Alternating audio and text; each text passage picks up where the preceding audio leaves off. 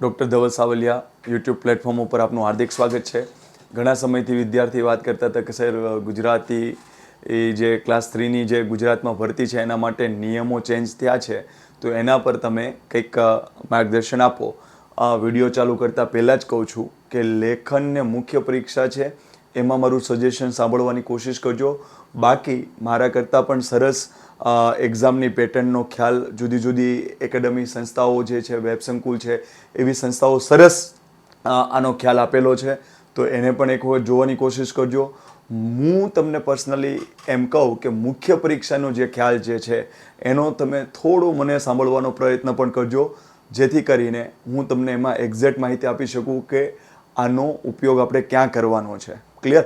બાકી જુદી જુદી એકેડમીએ સરસ રીતે આ પરિપત્રનું મૂલ્યાંકન કર્યું છે અને વિદ્યાર્થી સમક્ષ રજૂ કર્યું છે કે કેવી રીતના ફોર્મ ભરવાના હોય, કેટલી એજ લિમિટ કરી છે, પછી નેગેટિવ માર્કિંગ કેટલું મૂક્યું છે, કેવી રીતના. તો એ બધો ખ્યાલ જુદી જુદી એકેડમી જે પણ તમને યોગ્ય લાગતું હોય એમાં તમે જોઈ જ લીધો હશે. કારણ કે એટલું યાદ રાખવાનું કે ફેકલ્ટી કરતાં અથવા તો કોઈ પણ ભણાવનાર કરતાં વિદ્યાર્થી વધુ સ્માર્ટ હોતા હોય છે, એટલે તમે જોયું જ હશે. પણ મારે તમને શેના પર ફોકસ કરાવવાનું છે એ હું તમને કહું છું. ઓકે, મેં નૈતિકતાથી બધી વાત કરી છે કે આપણા કરતાં પણ સરસ માહિતી બધાએ આપેલી છે, તો એને પણ સમજવાનો પ્રયત્ન કરજો. આપણે જેની વાત કરવાની છે તો હું શોર્ટ એન્ડ સ્વીટમાં થોડું આગળ જાઉં છું અને પછી આપણે એક્ઝામ પેટર્ન પર જઈએ છીએ. બરાબર? તો જો ગુજરાત GSSSB જે ગૌણ સેવા મંડળ કહો છો, તો Gujarat subordinate service selection board, તો સબઓર્ડિનેટ સર્વિસ તરીકે જેને કામ કરવાનું છે એના માટેનું એક સિલેક્શન બોર્ડ છે જે કામ કરી રહ્યું છે. એણે એક કમ્બાઇન્ડ એક્ઝામ બહાર પાડી છે. કમ્બાઇન્ડ શબ્દ એટલા માટે કે ગ્રુપ એ અને ગ્રુપ બીમાં નોટિફાઈ કરવું કે આને ગ્રુપ એ ગણવું, આને ગ્રુપ બી ગણવું. અને અહીંયા કમ્બાઇન્ડ કોમ્પિટિટિવ સર્વિસ શું કામ લાગી છે? કમ્બાઇન્ડ કોમ્પિટિટિવ એક્ઝામ, કારણ કે એ અને બીની કમ્બાઇન્ડ પ્રિલિમ એક્ઝામ એની જે 2 તબક્કામાં રાખી છે. પહેલો તબક્કો બે માટે કોમન રાખ્યો છે કે ભાઈ બેની સ્ક્રીનિંગ ટેસ્ટ બેની કોમન. પછીથી મુખ્ય પરીક્ષા જે હશે એમાં ગ્રુપ એની વસ્તુ અલગ પડશે અને ગ્રુપ બીની વસ્તુ અલગ પડશે. એનો મતલબ એમ કે આ બે માટે એક્ઝામ બે એક જ લેવાની છે. પ્રિલિમનો તબક્કો બે માટે સમાન, એટલા માટે કોમ્બાઇન્ડ કોમ્પિટિટિવ એક્ઝામિનેશન. પછી જ્યારે મુખ્ય તબક્કોનો આવે બીજો તબક્કો, ત્યારે બેને અલગ કરી દેશે. તો ગ્રુપ એનો મુખ્ય તબક્કો થોડો હાર્ડ છે અને ગ્રુપ બીનો એની કમ્પેરિઝનમાં સહેલો છે. હાર્ડ કે સહેલું કોઈ વસ્તુ હોતી નથી, કારણ કે લાખો વિદ્યાર્થીમાંથી થોડાક જ વિદ્યાર્થી સિલેક્ટ થતા હોય ને અધિકારી બનતા હોય, તો એના માટે એ હાર્ડ નહીં હોય. એણે કંઈક એ લેવલની મહેનત કરી હશે, સિલેબસ સમજ્યા હશે અને એ પ્રમાણે મહેનત કરી હશે, એટલે એના માટે તો એ સહેલું જ છે. પણ આની કમ્પેરિઝનમાં હાર્ડ છે અને પોસ્ટ પણ જોઈ લો, જો આના કરતાં આની રિસ્પોન્સિબિલિટી થોડી અલગ હશે અને થોડી ઉપરની હશે. એટલા માટે આના માટે પ્રિલિમ તબક્કો, પહેલો તબક્કો બે માટે કોમન, બીજો તબક્કો આના માટે હાર્ડ છે અને આના માટે થોડો સહેલો છે. આમાં શું હાર્ડ છે? તો આને વર્ણનાત્મક બનાવી દીધું છે, વર્ણનાત્મક. એટલે કે આમાં તમારે લખવાનું છે. બરાબર? એટલે શાયરી કલ્ચર હવે ચાલશે નહીં. હવે તમારે જે તે વસ્તુનું તમારે ડિટેલમાં નોલેજ હશે તો જ તમારા માટે આ ફિલ્ડ છે. બાકી હવે કોઈ ફિલ્ડ સિમ્પલ હસવું કે શાયરી કરવી કે વોટ એવર કે એક્સ્ટ્રા વાત કરવી એજ્યુકેશન સિવાયની, તો એના માટે તો આ વસ્તુ નથી જ. કારણ કે હવે તમારે ખાલી ટીક નથી મારવાનું, તમારે વર્ણનાત્મક શક્તિ ડેવલપ કરવાની છે, જે ઓલરેડી GPSC ક્લાસ 1-2માં સિલેબસમાં છે એવી જ, એનાથી થોડું સરળ, પણ એ જ પેટર્ન આમાં વર્ણનાત્મક મૂકી દીધી છે. શું કામ? કારણ કે આ વ્યક્તિને સચિવાલયમાં ઓફિસ આસિસ્ટન્ટ તરીકે કામ કરવાનું છે. પછી સિનિયર ક્લાર્ક, હેડ ક્લાર્ક અને જુનિયર ક્લાર્ક, કલેક્ટર ઓફિસ જે છે એમાંની આ પોસ્ટો છે, તો એને આ પ્રમાણેનું કામ કરવાનું છે, જેને ગ્રુપ એમાં મૂક્યા. તો ગ્રુપ એમાં કોને મૂક્યા? સચિવાલયમાં જે ઓફિસ આસિસ્ટન્ટ તરીકે કામ કરતો હોય, પછી સિનિયર ક્લાર્ક હોય, હેડ ક્લાર્ક હોય, જુનિયર ક્લાર્ક હોય, તો એને ગ્રુપ એમાં મૂક્યું. તો તમને એમ થાય કે સાહેબ જુનિયર ક્લાર્ક તો આમાંય છે ગ્રુપ બીમાં, તો એટલું યાદ રાખજો, કલેક્ટર ઓફિસનો જુનિયર ક્લાર્ક એ ગ્રુપ એમાં મુકાશે. કલેક્ટર ઓફિસ સિવાય જિલ્લા કલેક્ટર ઓફિસ સિવાયની કચેરીમાં કોઈ પણ વ્યક્તિને જુનિયર ક્લાર્ક તરીકે કામ કરવું હોય તો એને ગ્રુપ બીમાં મૂકવામાં આવશે. ક્લિયર? તો એટલું યાદ રાખજો, ગ્રુપ એમાં જ બધી પોસ્ટ છે. ગ્રુપ બીમાં જે ખાલી જુનિયર ક્લાર્ક છે એ ગ્રુપ એ કરતાં કેવી રીતના અલગ પડે છે? તો આ કલેક્ટર ઓફિસનો જુનિયર ક્લાર્ક અને આ જિલ્લા કલેક્ટર કચેરી સિવાયના કોઈ પણ જુનિયર ક્લાર્કની પોસ્ટ હોય તો એના માટે ગ્રુપ બી. અહીંયા હાર્ડ એટલા માટે છે કે આ વર્ણનાત્મક છે અને અહીંયા સહેલું એટલા માટે છે કે અહીંયા MCQ હશે. ક્લિયર? શું કામ? તો તમને એમ થાય સાહેબ તો આ એની જે પ્રિલિમ આપણે આગળ જોઈએ એટલે તમને વધુ ખ્યાલ આવે. બરાબર? આગળ જો તબક્કો 1 અને તબક્કો 2 બે તબક્કામાં એક્ઝામ લેવાશે. પ્રથમ તબક્કો જે છે એ બંને માટે કોમન છે. ગ્રુપ A હોય કે ગ્રુપ B હોય અને એને પ્રિલિમ પરીક્ષા કહેવાય છે, જેના માર્ક આગળ મેરિટમાં ગણાશે નહીં. ખાલી સ્ક્રીનિંગ ટેસ્ટ છે અને લગભગ 40% માર્ક તમારે ફરજિયાત લાવવાના છે એવો નિયમ છે. જે સરસ રીતે કોઈ ઉલ્લેખ કર્યો હોય તો એને જોવાની કોશિશ કરજો. મારે તો સબ્જેક્ટ ઉપર ફોકસ તમને કરાવવાનો છે. તો 100 માર્કની જે પ્રિલિમ પરીક્ષા છે એમાં ગ્રુપ A અને ગ્રુપ B માટે કોમન છે અને એ પ્રિલિમ પરીક્ષામાંથી GS કાઢી નાખ્યું છે. GS નું નામનું નિશાન રહેવા દીધું નથી. રીઝનિંગ મેથ્સ 70 ગુણ, ગુજરાતી 15 ગુણ, અંગ્રેજી 15 ગુણ. હું ઓફિસ આસિસ્ટન્ટ કે જુનિયર ક્લર્કની એક્ઝામ દેવાનો નથી, પણ હું આ વસ્તુનો વિરોધી છું કે એટલીસ્ટ તમે જ્યારે સિવિલ સર્વિસીસમાં કોઈ પણ સર્વન્ટને માગતા હો તો મેથ્સ અને રિઝનિંગ બરોબર છે, એની મેન્ટલ એબિલિટી જોવો, પણ એની નોલેજ એબિલિટી પણ તમારે ચેક કરવી જોઈએ. ભલે ને મેઇન્સમાં GS રાખ્યું હોય પણ પ્રિલિમમાં પણ GS નો પોર્શન રાખવો જોઈએ. તો જ સાયન્સ કરેલો વ્યક્તિ, કોમર્સ કરેલો વ્યક્તિ અને આર્ટ્સ કરેલા વ્યક્તિ માટે એક સરખો બેઝ બને. શું કામ આ વસ્તુનો વિરોધી છું? વિરોધ એટલા માટે કે મારે તમને એની માહિતી આપવી છે એટલા માટે.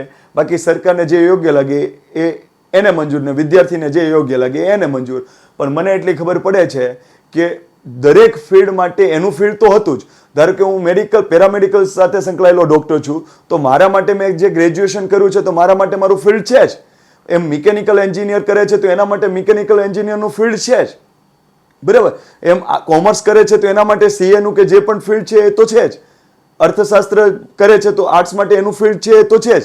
પણ જ્યારે કોમ્પિટિટિવ એક્ઝામમાં તમારે જુનિયર ક્લાર્ક છે, સિનિયર ક્લાર્ક છે, એવી રીતના તમારે કોઈ પણ પોસ્ટની ફાળવણી કરવી હોય ત્યારે એ ગ્રાઉન્ડ બધા માટે કોમન રહેવું જોઈએ. એ કોઈ એક ફિલ્ડના વ્યક્તિને પ્રમોટ કરતું હોય એવું ગ્રાઉન્ડ ન હોવું જોઈએ. પણ અહીંયા મૂક્યું છે આ પ્રમાણે ગ્રાઉન્ડ અનઇવન બને છે. કારણ કે ભાષા ઉપર કોઈ દિવસ કોઈ વ્યક્તિ વટથી એમ ન કહી શકે કે હું એટલા માર્ક લાવીશ, કારણ કે ભાષાની કોઈ સીમા જ નથી. બરાબર? કોઈ સીમા જ નથી. હા, એક વખત રિઝનિંગ મેથ્સનું એક આઈડિયા તમને આવડી જાય તો તમે એમાં ક્લિયર કરી શકો છો. આમાં મારો મત ખોટો પણ હોઈ શકે અને સાચો પણ હોઈ શકે, આપણે એમાં નથી પડવાનું. પણ એટલું યાદ રાખો કે ગ્રુપ A અને ગ્રુપ B ને અલગથી એક્ઝામ દેવાની નથી. બે માટે એક કોમન એક્ઝામ છે અને એ MCQ ટાઈપની આવશે, જેમાં રિઝનિંગ અને મેથ્સનું 70 ગુણ છે, ગુજરાતી ભાષાના 15 ગુણ છે, ઇંગ્લિશના 15 ગુણ છે. થોડું સરકારે આમાં GS નું પોર્શન રાખ્યું હોત તો એ ગ્રાઉન્ડ બધા ફિલ્ડ માટે સમાન બનતે. અને હંમેશા હું પણ સાયન્સ બેકગ્રાઉન્ડમાંથી આવું છું. બરાબર? તો હું બોલું છું તો એટલું યાદ રાખો કે એક ગ્રાઉન્ડ સમાન બનાવવાની વાત કરીએ છીએ. પણ અત્યારમાં તો આ જ પેટર્ન છે એટલે આને જ આપણે ધ્યાનમાં રાખવું પડશે. અને રિઝનિંગ અને મેથ્સને એટલું જોરદાર કરજો, ગુજરાતી અને ઇંગ્લિશને એટલું જોરદાર કરજો, કારણ કે આ વસ્તુ પાછી તમારે મેઇન્સમાં આવવાની છે. જનરલી એવા સબ્જેક્ટ તમારે હંમેશા મજબૂત કરવા જોઈએ કે જે બે એક્ઝામમાં આવતા હોય, પ્રથમ તબક્કો અને બીજો તબક્કો. જ્યારે અમારે ક્લાસ 1-2 ની એક્ઝામ જે છે, GPSC ક્લાસ 1-2 અમે આપતા હોય તો એમાં બહુ ક્લિયર છે કે મેથ્સ અને રિઝનિંગ માત્ર પ્રિલિમમાં છે, મેઇન્સમાં એનું કોઈ રોલ હોતું નથી. તો કદાચ 400 માર્કનું જે ક્લાસ 1-2 નું પ્રિલિમનું પેપર આવે તો એમાં અમે મેથ્સ અને રિઝનિંગને ઇગ્નોર કરતા હોઈએ છીએ. ઘણા વિદ્યાર્થી ઇગ્નોર કરતા હોય છે નબળું હોય તો હું ખુદ જ મેથ્સ અને રિઝનિંગ ઇગ્નોર કરું છું. હું સારામાં સારા માર્ક લાવું છું પ્રિલિમ અને પાસ થાઉં છું, પણ ત્યાં હું ઇગ્નોર કરી શકું. કેમ? કારણ કે મેથ્સ અને રિઝનિંગ પ્રિલિમમાં જ છે, મેઇન્સમાં નથી. બરાબર? તો ખાલી પ્રિલિમ તો સ્ક્રીનિંગ માટે જ છે, પાસ થવા માટે છે, એનું મેરિટમાં ક્યાંય નથી ગણાતું. પણ અહીંયા તમે યાદ રાખજો, તમે એમાંય ગ્રુપ B માટે તૈયારી કરતા હો, ગ્રુપ B માટે, તો ખાસ યાદ રાખજો તમારે મેથ્સ અને રિઝનિંગ, ગુજરાતી અને ઇંગ્લિશ એટલું જોરદાર કરવાનું, કારણ કે પ્રિલિમમાંય છે અને ગ્રુપ B ની મેઇન્સમાં પણ છે. આટલું ક્લિયર? પણ એક વસ્તુ ક્લિયર છે કે ગ્રુપ A એટલે શું? આપણે હમણાં જ ભણ્યા હતા કે હેડ ક્લાર્ક હોય, સિનિયર ક્લાર્ક હોય, કલેક્ટર કચેરીમાં જુનિયર ક્લાર્ક તરીકે કોઈને કામ કરવું હોય, અથવા સચિવાલયમાં ઓફિસ આસિસ્ટન્ટ તરીકે કોઈને કામ કરવું હોય, તો એવા જે ગ્રુપ A વાળા વિદ્યાર્થી છે એ કદાચ રિઝનિંગ અને મેથ્સને ખાલી સ્ક્રીનિંગ પર્પઝથી જ તૈયારી કરે તો ચાલે, કારણ કે એને કોઈ આગળ ગ્રુપ એની મેઇન્સ એક્ઝામમાં કામ આપવાનું નથી. પણ ગ્રુપ બીનો વિદ્યાર્થી હોય સાહેબ, એને મેથ્સ અને રિઝનિંગ એટલું જોરદાર કરવાનું છે, કારણ કે તમારે એ જ વસ્તુ પાછી મેઇન્સમાં પણ રિપીટ થવાની છે. એટલું ક્લિયર? તો ખાસ તબક્કો 1 રિઝનિંગ મેથ્સ 70 માર્કનું છે, 70 માર્કનું, અને ગુજરાતી અને અંગ્રેજી 15 ગુણના છે.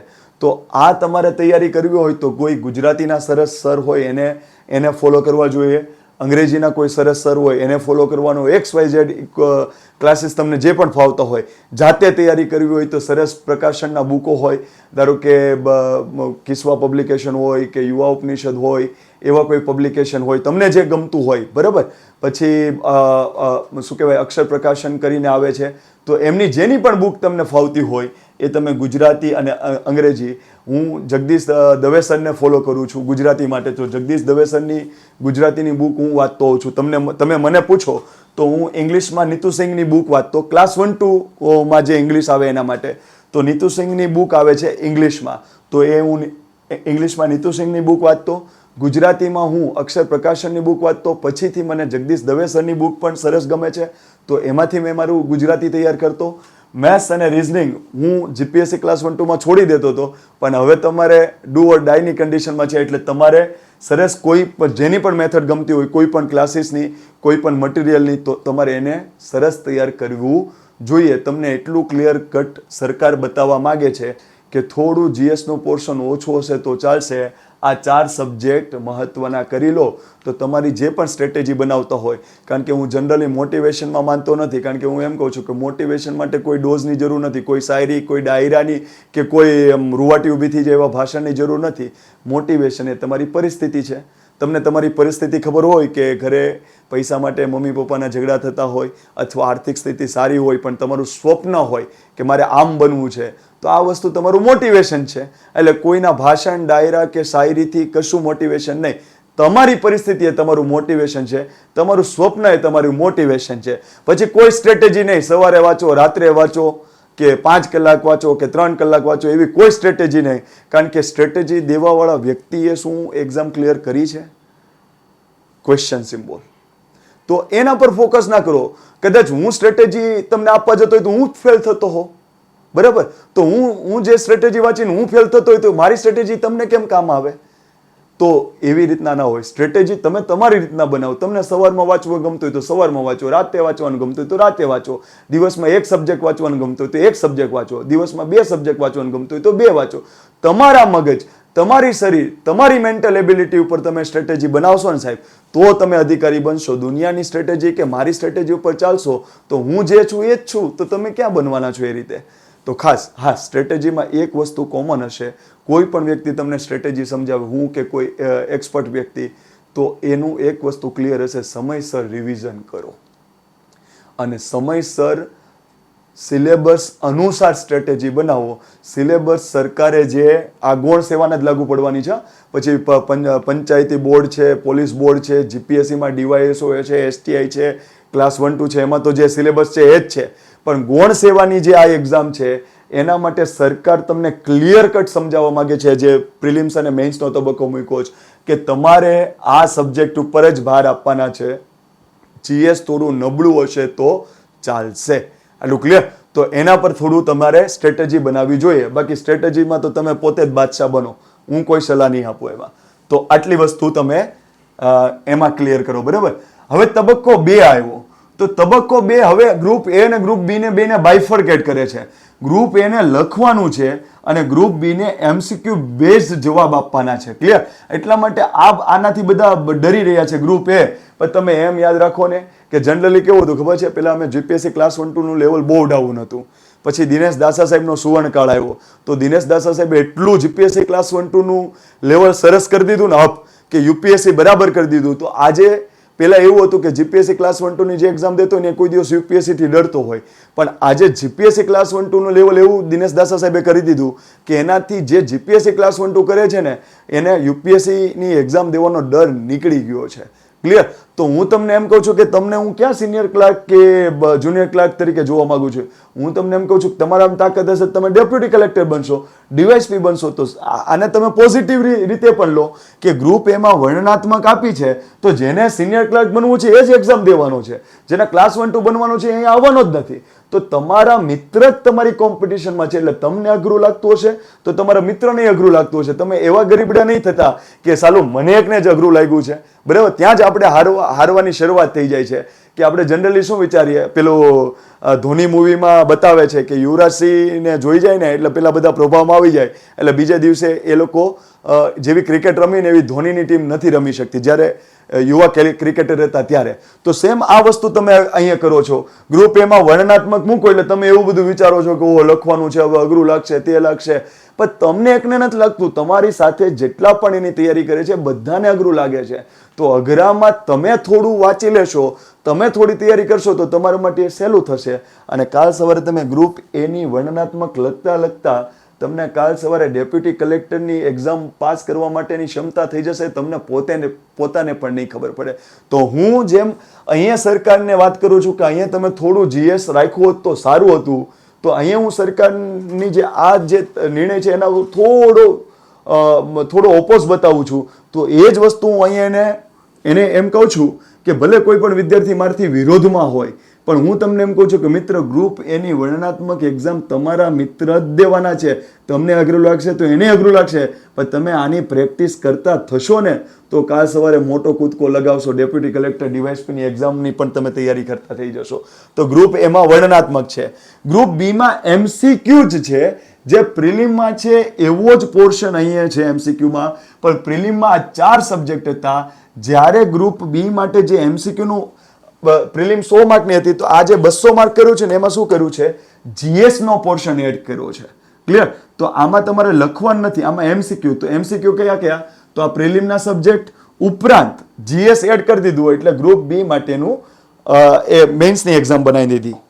ઓકે, હવે જો ગ્રુપ એ, આના માટે જે તે સબ્જેક્ટના તજજ્ઞને જ સાંભળવા જોઈએ. પણ હું જીપીએસસીની મેન્સ 7 મેન્સ મેં લખી છે, ક્લાસ 1 2 ની અને ડીવાયસો એસટીઆઈની અને ક્લાસ 1 2 ની મેં મેન્સો લખી છે. એના આધારે હું તમને થોડી આઉટલાઈન આપું છું જેથી કરીને તમને થોડો આઈડિયા આવે, બરાબર. તો ગ્રુપ એ સચિવાલયમાં ઓફિસ આસિસ્ટન્ટ જે છે, સિનિયર ક્લાર્ક, હેડ ક્લાર્ક, પછી કલેક્ટર ઓફિસ, જિલ્લા કલેક્ટર ઓફિસમાં જે જુનિયર ક્લાર્ક તરીકે કામ કરવાના છે એને ગ્રુપ એમાં મૂક્યું છે ને એની મુખ્ય પરીક્ષા. એના માટે ગુજરાતી સબ્જેક્ટ, ઇંગ્લિશ સબ્જેક્ટ અને જીએસ સબ્જેક્ટ. ગુજરાતીમાં 100 ગુણ છે, ઇંગ્લિશમાં 100 ગુણ છે અને જીએસમાં 150 ગુણ છે. તો જો ગુજરાતીમાં અને ઇંગ્લિશમાં નિબંધ કોમન છે. તો નિબંધમાં એટલું યાદ રાખવાનું કે થોડી જે સિવિલ સર્વિસીસની તૈયારી કરતા હોય એને થોડો વધુ ખ્યાલ હશે. તો ધારો કે અમે ક્લાસ 1 2 ની એક્ઝામ લખીએ ને તો અમે થોડું પ્રિડિક્શન કરીએ. સે ફોર એક્ઝામ્પલ, પર્યાવરણ એ હંમેશા ચર્ચાનો વિષય હોય કારણ કે ગ્લોબલ વોર્મિંગ ને આ બધી વસ્તુ થઈ રહી છે, બરાબર. પર્યાવરણ હંમેશા ચર્ચાનો વિષય હોય. પછી બીજી વસ્તુ કે ભારત એ કૃષિ પ્રધાન દેશ છે એટલે કૃષિ રિલેટેડ કંઈક ને કંઈક ઘટના બનતી હોય જેમાં કૃષિને શું જોઈએ, જમીન જોઈએ અને જળ જોઈએ. એટલે પાણી, જળ તંગી, જળ એટલે કે જે વોટર રિસોર્સ છે અને જમીન એટલે કે લેન્ડ રિસોર્સ, તો એના પર તમારો કોઈક આઈડિયા ક્લિયર હોવો જોઈએ, બરાબર. પછી શિક્ષણ બાબતે હંમેશા ચર્ચા થતી હોય. ધારો કે ન્યૂ એજ્યુકેશન પોલિસી આવી તો એના પડઘા હજુ પણ પડે છે. તો હજુ તમે ક્લાસ 1 2 ના પેપર તમે ઉચકશો ને તો 2020ની ઘટના હોય તો 2022માં પૂછાય છે, 2023માં પૂછાય છે. પછી હંમેશા સ્ત્રી સશક્તિકરણની વાત હોય, સ્ત્રી સશક્તિકરણની વાત હોય, બરાબર. તો આના ઉપર તમારે આ 4 ટોપિક ઉપર તમારે ગુજરાતીનો નિબંધ અને ઇંગ્લિશનો નિબંધના પોઈન્ટ્સ તમારે બનાવવા જોઈએ જેથી કરીને તમને એનો જબરદસ્ત માર્ક મળે. પર્યાવરણ, કૃષિ, શિક્ષણ, સ્ત્રી અને હંમેશા યાદ રાખજો ભારતને પહેલા અંધશ્રદ્ધામાં માનતો દેશ કહેવાતો, બરાબર. પણ છેલ્લા 40-50 વર્ષથી ભારતે જે સાયન્સ એન્ડ ટેકમાં પ્રગતિ કરી છે એવી દુનિયાની કોઈ પણ તાકાત નહીં હોય. તો એટલું યાદ રાખજો, સાયન્સ એન્ડ ટેક બેઝ એક નિબંધ તૈયાર કરવો જોઈએ જેમાં તમારે પોઈન્ટ્સ કેવા તૈયાર કરવા જોઈએ, ઈસરો છે, DRDO છે એની સિદ્ધિ શું છે, બાયોટેકનોલોજી ક્ષેત્રે શું સિદ્ધિ હાંસલ કરી, નેનો ટેકનોલોજી ક્ષેત્રે શું સિદ્ધિ હાંસલ કરી, મેડિકલ ક્ષેત્રે શું સિદ્ધિ હાંસલ કરી. તો બસ, તો નિબંધમાં સાયન્સ એન્ડ ટેક એટલે નિબંધ વસ્તુ કેવી છે, તમારા પર કોઈ બંધ નથી. તમને કોઈ પણ ટોપિક આપ્યું છે એનું તમે કેટલું વિચારી શકો છો, કેટલા એંગલથી વિચારી શકો છો એટલું લખો એટલે તમારો નિબંધ છે. તો સાયન્સ એન્ડ ટેક હોય તો એમાં મેડિકલ ક્ષેત્રે સિદ્ધિ છે, ઇસરો ક્ષેત્રે સિદ્ધિ છે, DRDO ક્ષેત્રે સિદ્ધિ છે, બાયોટેકનોલોજી, નેનો ટેકનોલોજી, પછી ડિજિટલ બેન્કિંગ ક્ષેત્રે જે સિદ્ધિ છે. તો આ બધા ઉપર તમારે થિંકિંગ કરવું જોઈએ. પર્યાવરણ છે તો પર્યાવરણમાં તમારે જોવું જોઈએ કે ભાઈ રાસાયણિક ખેતી છે, બરાબર, પછી તાપમાન વધી રહ્યા છે, ઉદ્યોગો મન ફાવે એમ ધુમાડા કાઢી રહ્યા છે, પ્રદૂષણ કરી રહ્યા છે, જંગલોનો નાશ થઈ રહ્યો છે, ઊંચા ઊંચા બિલ્ડિંગો બની રહ્યા છે, કોન્ક્રીટના જંગલો બની રહ્યા છે. સારી વસ્તુ આના પર કરવી જોઈએ. કૃષિની સમસ્યા, શિક્ષણ, સ્ત્રી સશક્તિકરણ અને જે કરંટ બર્નિંગ ઇસ્યુ હોય ને એના પર તમારે હંમેશા ધ્યાન આપવાનું. જેમ કે વસ્તીમાં દ્રષ્ટિએ આપણે દુનિયામાં પહેલા નંબર આવી ગયા, તો આના ફાયદા શું, આના ગેરફાયદા શું, એના પર આપણે નિબંધ તૈયાર કરવો જોઈએ. પછી રાજકારણમાં ગુનેગારોનું પ્રમાણ વધી ગયું છે, બરાબર. આજે MLA MP પર ઘણા બધા કેસો ચાલતા હોય તો એવા મુદ્દા કરવા જોઈએ. તો ગણ્યા ગાંઠિયા તમે આવા 6 કે 5 ટોપિક કરી નાખો એટલે તમને ડેફિનેટલી નિબંધમાં ઇંગ્લિશ હોય કે ગુજરાતી હોય, તમને આવા ટોપિક ઉપરથી એક નિબંધ દેખાય. એમાં પર્યાવરણ અને કૃષિ અને શિક્ષણ અને સ્ત્રી સશક્તિકરણનો ટોપિક કરી લો એટલે લગભગ ખોટું પડશે નહીં. તો અમે જે GPSC ક્લાસ 1-2માં વર્ણનાત્મક લખવાનું ત્યારે અમે આવું થોડું પ્રિડિક્શન કરતા હોય કે આવા ટોપિક આપણે આવી શકે. તો નિબંધ એ વસ્તુ કરાય. વિચાર વિસ્તારમાં તમારે મહેનત એટલી જ કરવાની છે કે ગુજરાતીનું શબ્દ ભંડોળ તમે થોડું સમજતા શીખો. કારણ કે વિચાર વિસ્તારમાં એવું છે કે તમારે કોઈ જાતનું તમારે મગજ નથી ચલાવવાનું. જે સેન્ટેન્સ કવિ આપે છે તો એ કવિ જે છે એનું સેન્ટેન્સ સમજીને એના ઉપર તમારે લખવાનું છે.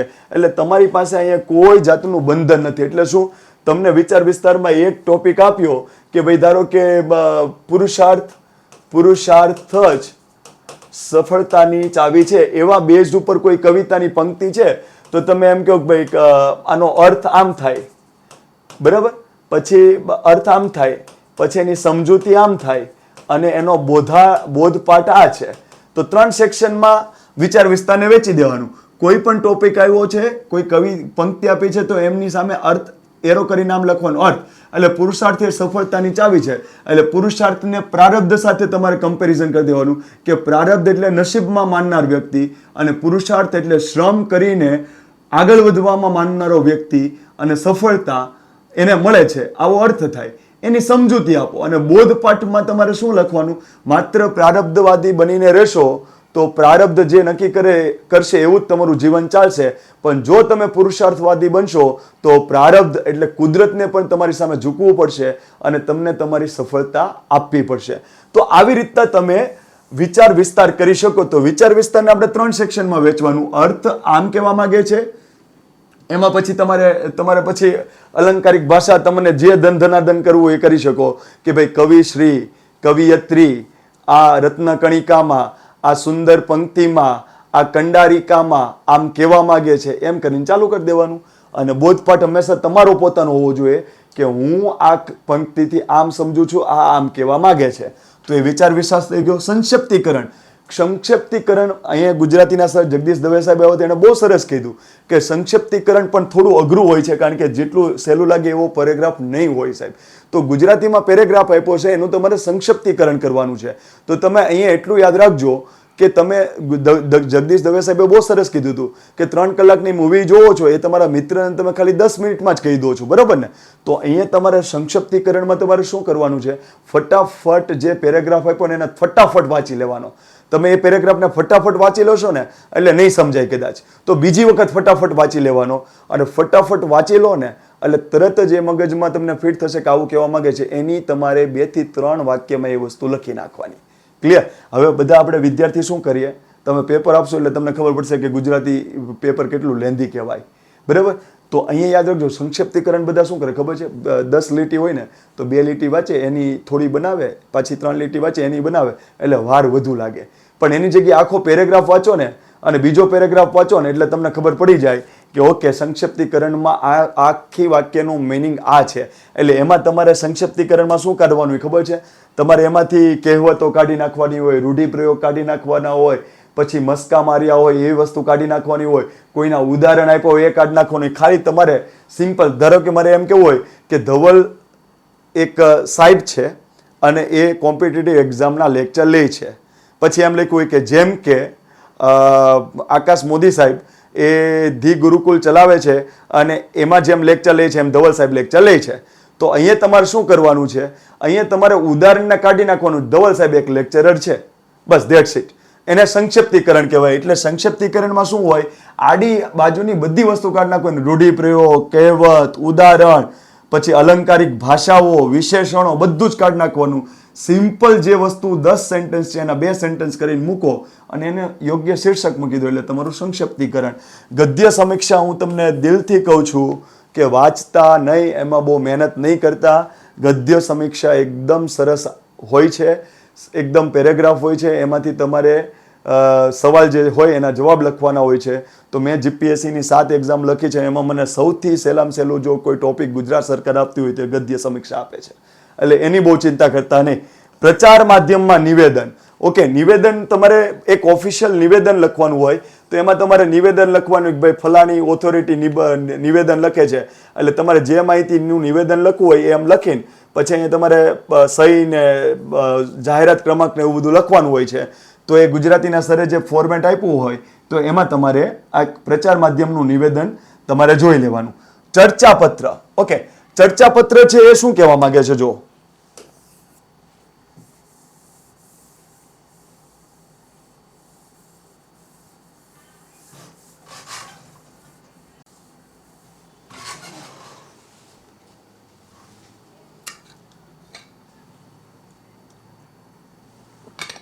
ચર્ચાપત્ર છે ને એ હંમેશા એટલું યાદ રાખજો કે ચર્ચાપત્રમાં તમારે શું કરવાનું. જો ચર્ચાપત્ર હોય ને તો એના 2 પેજ આપ્યા હોય. ચર્ચાપત્રમાં તમને 2 પેજ આપ્યા હોય, એટલે ચર્ચાપત્ર એટલે પત્રની આગળ ચર્ચા શબ્દ છે. એટલે ચર્ચાપત્રનો મિનિંગ શું થાય? તમને એક પોઈન્ટ આપેલો હોય, એના પર તમે એક કોમન વ્યક્તિ તરીકે ચર્ચા લખો છો અને એ તમે તંત્રીને મોકલો છો કે સાહેબ તમને યોગ્ય લાગે તો તમે આને યથાસ્થાને પેપરમાં છાપવાનો પ્રયત્ન કરજો, કારણ કે આ જે ચર્ચાસ્પદ મુદ્દો છે, કોઈ પણ ચર્ચા કરવા યોગ્ય મુદ્દો છે, એમાં હું આ મંતવ્ય જણાવું છું, જે લોકો સુધી પહોંચાડજો. એવું ચર્ચાપત્રનું કામ છે. એટલે ચર્ચાપત્રમાં શું હોય? તમે પત્રની જેમ જ લખવાનું. જો અહીંયા પહેલા તમારું નામ છે, સરનામું છે, એ બધું લખી દીધું. પછી અહીંયા તમે જે ન્યૂઝપેપર હોય એના તંત્રીને મોકલતા હોય એનું લખ્યું. પછી અહીંયા વિષયમાં જે વિષયનું ચર્ચાપત્ર લખવાનું છે એ લખી દીધું, બરાબર. પછી અહીંયા સાદર નમસ્કારને જે લખવું હોય પછી અહીંયા 2 સેન્ટેન્સમાં લખી નાખવાનું કે ભાઈ આ વિષયનું હું ચર્ચાપત્ર મોકલું છું. પછી પત્રમાં જેમ અહીંયા તમે સહી કરતા એમ લખી નાખો અને અહીંયા બિડાણમાં લખી નાખવાનું ચર્ચાપત્ર. આટલું ક્લિયર? તો આ ચર્ચાપત્રમાં જેમ પત્ર લખતા હોય ને એમ જ તમારે પહેલું પેજ લખવાનું હોય. બીજા પેજમાં તમને જે ટોપિક ઉપર ચર્ચાપત્ર પૂછવું હોય એનો જાણે કે તમે નિબંધ લખતા હોય ને એવા ફોર્મેટમાં એનું ટાઇટલ લખીને આવી રીતના લખવાનું, આવી રીતના, બરાબર. અને તમે જે શહેરથી લખતા હોય એનું મેન્શન કરી દેવાનું, બરાબર. તો સરે ચર્ચાપત્રનું આપણી જે ટેલિગ્રામ ચેનલ છે ને એમાં જગદીશ દવે સાહેબનો મેં ગુજરાતીનો લેક્ચર મૂક્યો છે, એમાં લિંક મૂકી છે. તો એ લિંકમાં તમે જશો એટલે તમને આ ચર્ચાપત્રનું ફોર્મેટ મળી જશે કે આવી રીતના પત્રનું માધ્યમ જ લખવાનું. અને ચર્ચાપત્ર એટલે ખાલી પત્રથી અલગ કેમ પડે છે? તો પત્રની જેમ પત્ર જ હોય પણ એમાં બિડાનમાં ચર્ચાપત્ર આપ્યું હોય. તો એ બિડાનમાં તમે ચર્ચાપત્ર લખ્યું ને તો પાછળના પેજમાં તમારે કોઈ પણ ટોપિક ઉપર કંઈક સજેશન આપો છો, એની કંઈક વાસ્તવિકતા રજૂ કરો છો, એ પ્રમાણેની ચર્ચા લખવાની હોય. એટલે એનું શીર્ષક મૂકીને ફોર એક્ઝામ્પલ અહીંયા એમ લખ્યું ભાઈ પર્યાવરણમાં શું નુકસાન થઈ રહ્યું છે અથવા તો ગ્લોબલ વોર્મિંગ થઈ રહી છે એનું ચર્ચાપત્ર. તો તમે એ ચર્ચાપત્રમાં હેડિંગ મારી દીધું ગ્લોબલ વોર્મિંગ. પછી અહીંથી તમારે નિબંધની જેમ લખવાનું કે આજના યુગમાં ઔદ્યોગિકરણ થઈ રહ્યું છે, શહેરીકરણ થઈ રહ્યું છે, એ સારું જ છે, પરંતુ એના લીધે પર્યાવરણ પર ભારે પ્રમાણમાં નુકસાન થઈ રહ્યું છે, જે હકીકતે ચર્ચાનો એક વિષય બનવો જોઈએ અને તેના માટે લોકોએ જાગૃત થવું જોઈએ. જેના માટે આ નીચેની ઘટનાઓ પર ધ્યાન આપવું જ ખૂબ જરૂરી છે. આજે આજે દિવસે ને દિવસે વર્ષે ને વર્ષે પૃથ્વીનું તાપમાન વધી રહ્યું છે, બરફ પીગળી રહ્યા છે, પછી હીટવેવ આવી રહ્યા છે, વરસાદ નિયમિત હતો એની જગ્યાએ અનિયમિત થઈ ગયું છે, દુષ્કાળ પડી રહ્યા છે, કોઈક જગ્યાએ પૂર આવી રહ્યા છે. એટલે આવી રીતના તમારે એનું લખવાનું છે. એટલે કે તમે અહીંયા તંત્રીને એવું લખી દીધું હશે કે હું આનું ચર્ચાપત્ર લખું છું, એ જો તમને યોગ્ય લાગે તો આ માહિતીને તમારા પેપરમાં રજૂ કરજો. આ વસ્તુ ચર્ચાપત્ર છે. પત્ર લેખન એ સરસ સમજાવેલું છે. અહેવાલ લેખન, અહેવાલ એટલે શું? કોઈ પણ વસ્તુની તમે વિઝિટ કરી છે, એને તમે વિઝ્યુઅલ તમે જે જોયું છે એ જ વસ્તુ તમારે લખવાની છે, તો એને અહેવાલ કહેવાય. બરાબર. ભાષાંતર તો બધાને ખબર પડે, વ્યાકરણ પર હું કંઈ ફોકસ નહીં કરું. જે તે સર જે પણ ગુજરાતી બુક વાંચતા હોય, જે પણ ક્લાસીસ કરતા હોય, ઓલ ધી બેસ્ટ એના માટે. ઓકે, ઇંગ્લિશ માટે પણ બહુ ક્લિયર છે. લેટર એટલે જેમ આપણે ગુજરાતીમાં લેટર લખીએ છીએ એવી રીતના એનો લેટર લખવાનું હોય કે ભાઈ ડેપ્યુટી કલેક્ટરને લેટર લખે છે તો ડેપ્યુટી કલેક્ટરનું સરનામું અહીંયા હોય, કલેક્ટર અહીંયા હોય, એનું સરનામું અહીંયા હોય, વિષય તમે જેના માટે લખો છો એના માટે, અને અહીંથી તમે ચાલુ કર્યું અને નીચે તમારું યોર સિન્સિયરલી કે ફેથફુલી અને સિગ્નેચર આ જે તમે કરો છો એ જ વસ્તુ લેટર. રિપોર્ટ, રિપોર્ટ એટલે કોઈ પણ ઘટના ઉપર તમારે જે રિપોર્ટ લખવાનું છે. વિઝ્યુઅલ ઇન્ફોર્મેશન એટલે શું? તમને ગ્રાફ આપ્યા હોય અને એનું તમારે આંકલન કરીને તમારે લખવાનું હોય. કાં તો જે જીપીએસસી પેટર્ન અપનાવે છે કે એક ચિત્ર આપે અને ચિત્રમાં ધારો કે કોઈ ગરીબ દેખાતો હોય ચિત્રમાં, તો તમારે એને વિઝ્યુઅલ ઇન્ફોર્મેશન એટલે તમે ફોટો જોઈને તમારે નક્કી કરવાનું આ ગરીબ છે તો તમારે ગરીબી ઉપર લખવાનું છે. પછી આખું પેજ ભરાઈ દે એટલા છોકરા દેખાડા હોય તો સમજી દેવાનું કે આ વસ્તી વધારા ઉપરનું કંઈક વિઝ્યુઅલ છે તો તમારે વસ્તી વધારા ઉપર લખવાનું. ક્લિયર? તો વિઝ્યુઅલમાં આવા જ્યારે ચાર્ટ આવે ને ચાર્ટ, ત્યારે એ તમારે થોડું અઘરું બની જાય, કારણ કે તમારે ચાર્ટને જોઈને એમ નક્કી કરવાનું કે ઓકે પહેલા ગ્રોથ એટલો હતો, પછી એટલો થયો, એટલો થયો, એટલો થયો, તો તમારે એવા ટર્મ્સ એમાં લખવા પડે કે રેપિડલી ઇન્ક્રીઝ થયું, રેપિડલી ડિક્રીઝ થયું, કા સ્ટેડી છે, કોઈ એમાં ડેવલપમેન્ટ નથી, તમારે એવું લખવું પડે. પણ જો ચિત્ર આવી જાય તમારે, ચિત્ર વિઝ્યુઅલ ઇન્ફોર્મેશન, એ તો એ થોડું સહેલું હોય કે ભાઈ તમને જોઈને તમને ખબર પડી જાય કે આના વિશે તમારે લખવાનું છે. ઓકે, પછી ફોર્મલ સ્પીચ. ફોર્મલ સ્પીચ એટલે શું? ઔપચારિક વાત. એટલે કોઈ નેતા છે, કોઈ વડાપ્રધાન છે, કોઈ કલેક્ટર છે, કોઈ હાઈકોર્ટનો જજ છે, કોઈ સુપ્રીમ કોર્ટનો જજ છે, એ કોઈ ભાષણ આપે, ઇસરોનો ચેરમેન કોઈ ભાષણ આપે તો એને કહેવાય ફોર્મલ સ્પીચ. તો એનો પણ ફોર્મેટ તમને જે પણ ઇંગ્લિશના સરને તમે ફોલો કરતા હોય ત્યાંથી તમને સરસ મળી જશે. તો તમે એના પર શ્રદ્ધા રાખીને તમે આગળ વધજો. પ્રિસાઇઝ, પ્રિસાઇઝ એટલે શું? કોઈ પણ વસ્તુનું ઘટાડીને તમારે લખવાનું. તો 10 સેન્ટેન્સમાંથી 2 સેન્ટેન્સ, તો એ ગુજરાતીના સંક્ષિપ્તીકરણ જેવું જ. આખું ઇંગ્લિશને વાંચવાની કોશિશ કરવાની અને એને 2 થી 3 સેન્ટેન્સમાં ઢાળી દેવાનું. મોટાભાગનું છૂટી જાય તો વાંધો નહીં, તમને સારામાં સારા માર્ક મળશે. ક્લિયર? રીડિંગ, રીડિંગ એટલે શું? આ ગદ્ય સમીક્ષાની જેમ. તો આમાં પણ જીપીએસસી બહુ સહેલું પૂછતું હોય છે, ગોંડ સેવાય સહેલું જ પૂછશે. તમારે એક પેરેગ્રાફ વાંચવાનો છે અને એમાંથી તમારે સવાલનો જવાબ લાવવાનો છે. તો આ વસ્તુ થઈ ઇંગ્લિશ. જીએસ. ઓકે, જીએસમાં શું છે તમારે? ઓકે, જીએસમાં તમારે એટલું યાદ રાખવાનું છે કે ગ્રુપ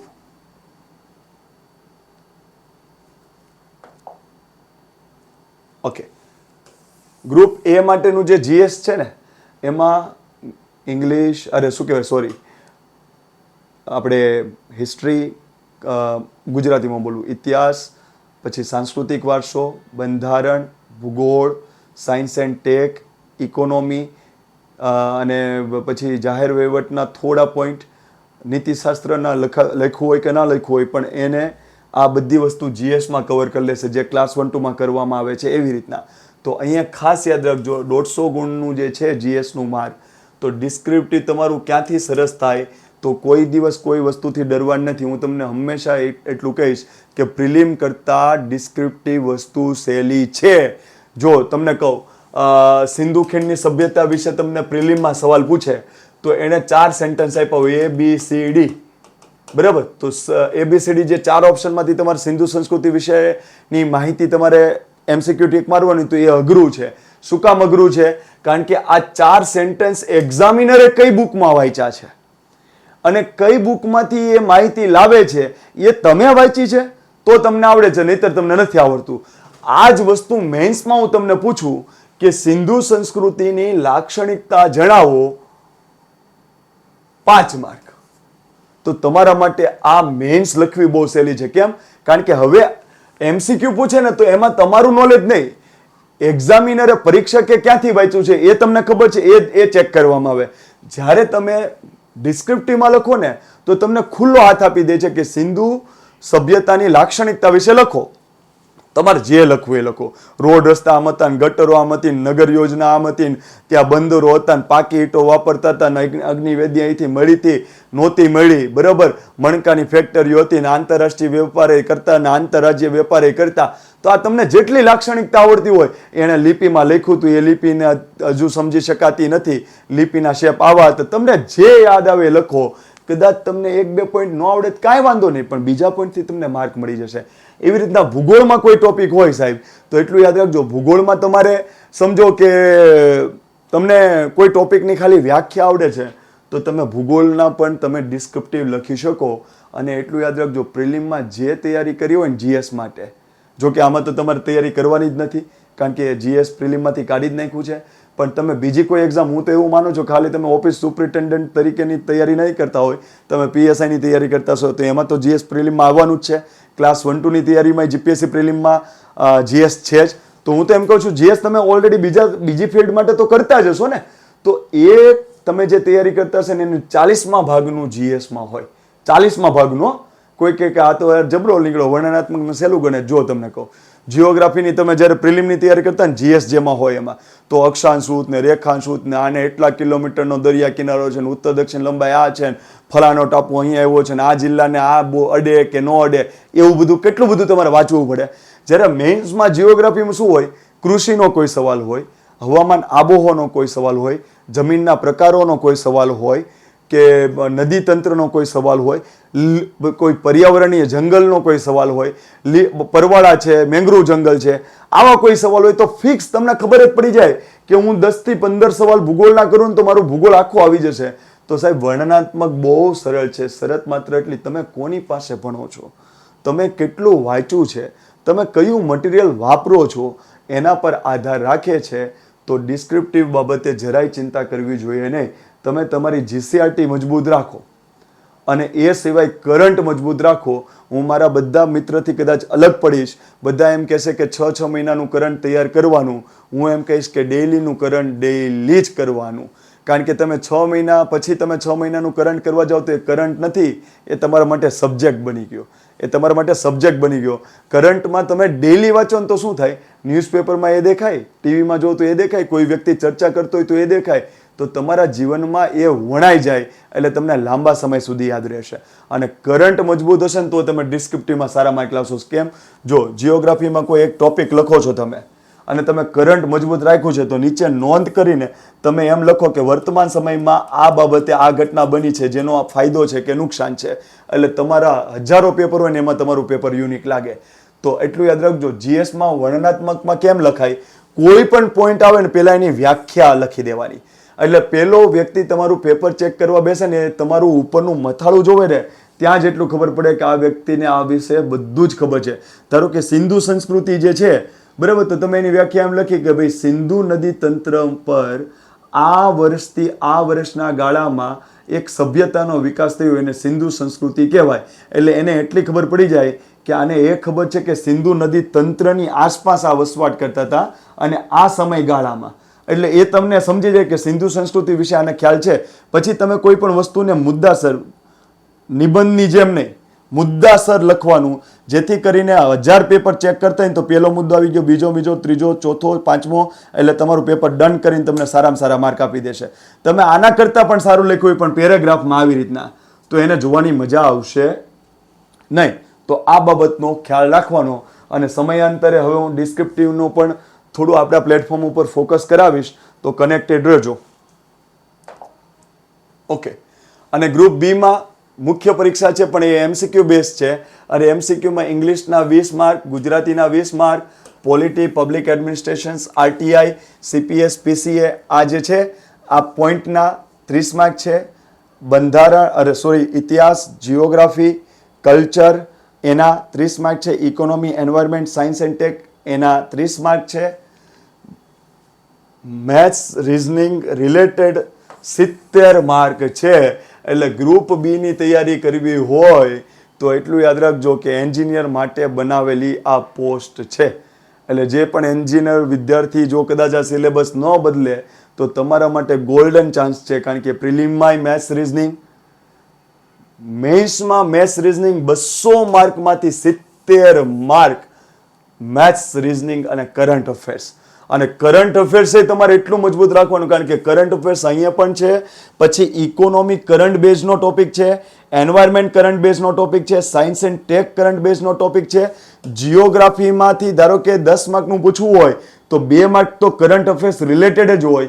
પોલિટીમાં ધારો કે 10 માર્કનું પૂછવું હોય તો 2 થી 3 માર્ક તો કરંટ રિલેટેડ જ હોય. તો તમારે એટલું યાદ રાખવાનું કરંટ અહીંયા પણ છે, અહીંયા પણ છે, અહીંયા પણ છે, અહીંયા પણ છે, અને અલગથી એક સબ્જેક્ટ તો છે જ. અને યાદ રાખજો, હું મારું કરંટ અફેર્સ પૂછશો તો પાછું તમે એમ કહેશો કે આવું હાઈફાઈ ક્યાં વર્ડ બોલે છે. તો તમને જે પણ મેગેઝિન સરસ લાગતી હોય એની કરંટ અફેર્સની ગુજરાતીની વાંચતા હોય તો વાંચજો તમે. ધારો કે યુવા ઉપનિષદ છે, વેબ સંકુલ વાળો બહાર પાડે છે, બરાબર. તો વેબ સંકુલ છે, યુવા ઉપનિષદ છે, તમને પછી ધી ગુરુકુલ મોદી સાહેબનું બહાર પડે છે કરંટ અફેર્સ. તો તમને જે પણ અનુકૂળ પડતું હોય એનું તમે કરંટ અફેર્સ વાંચવાની કોશિશ કરજો, બરાબર. જનરલી હું ક્લાસ 1-2માં શું વાંચતો, દ્રષ્ટિ, આઈએએસ અને ગુજરાતી પાશિકા અને સંદેશ ન્યૂઝપેપર,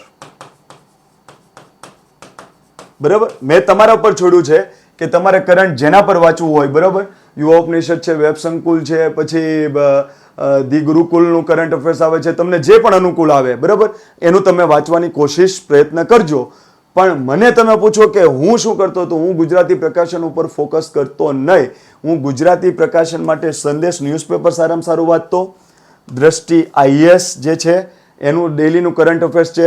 ગ્રુપ બી માટે હું સજેસ્ટ નથી કરતો, પણ ગ્રુપ એ માટે હું સજેસ્ટ કરું છું કે સેન્ટ્રલ લેવલનું એક ઇંગ્લિશનું પ્રકાશન વાંચવું જોઈએ.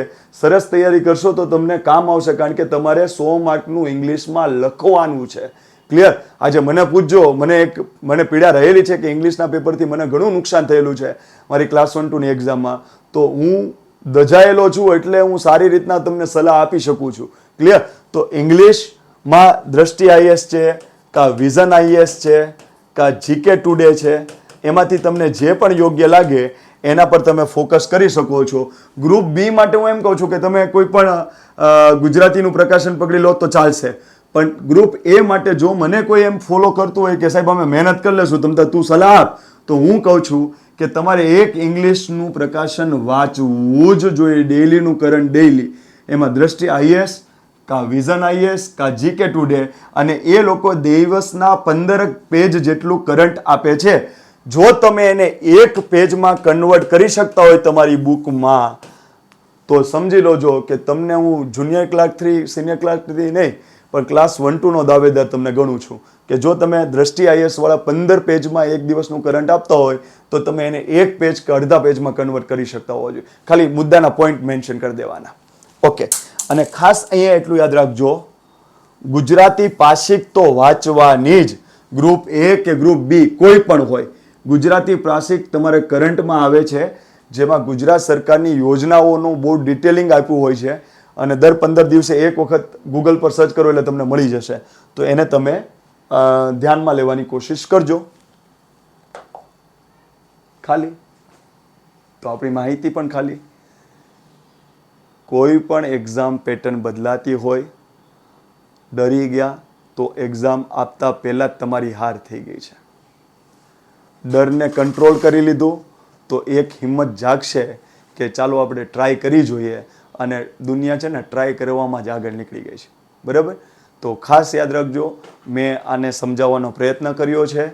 છતાં પણ જે તે સબ્જેક્ટના વિષય તજજ્ઞ હોય, તમને જે સારી એકેડમી લાગતી હોય, એકેડમી પર વિશ્વાસ ન હોય, તમારી જાત ઉપર વિશ્વાસ હોય તો જાતે મહેનત કરો, એકેડમી પર વિશ્વાસ હોય તો એકેડમી પર કરો, કોઈ સર પર્ટિક્યુલર હોય જે તે સબ્જેક્ટના એના પર વિશ્વાસ હોય તો એનો કોન્ટેક્ટ કરો.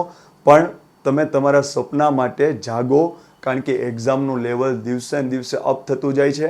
એટલે હવે કોઈ વસ્તુ સિમ્પલ આવવાની નથી, તો એની તૈયારીમાં રોજો. જય હિન્દ, જય ભારત.